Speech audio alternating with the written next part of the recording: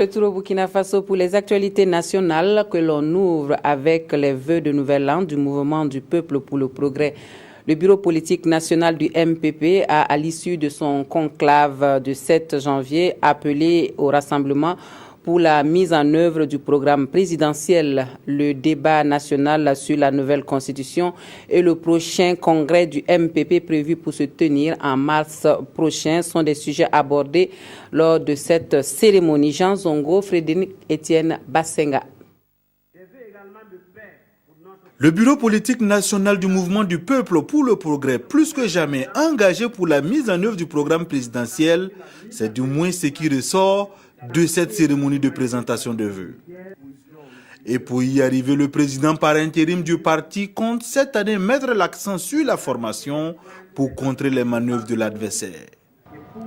Au cours de l'année 2016, nous avons affronté maintes adversités.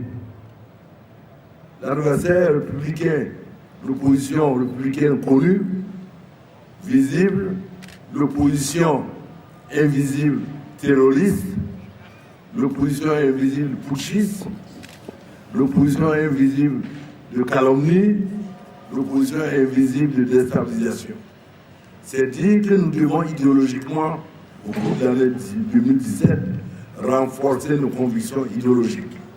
Et l'école du parti va s'atteler en 2017 à accélérer et à renforcer les formations idéologiques et politiques de nos militants et surtout de ses dirigeants pour faire du parti un creuset de victoire. En plus de la formation, Salif Diallo a appelé les militants du MPP à faire bloc, car pour lui, le parti gagne toujours quand les rangs sont resserrés.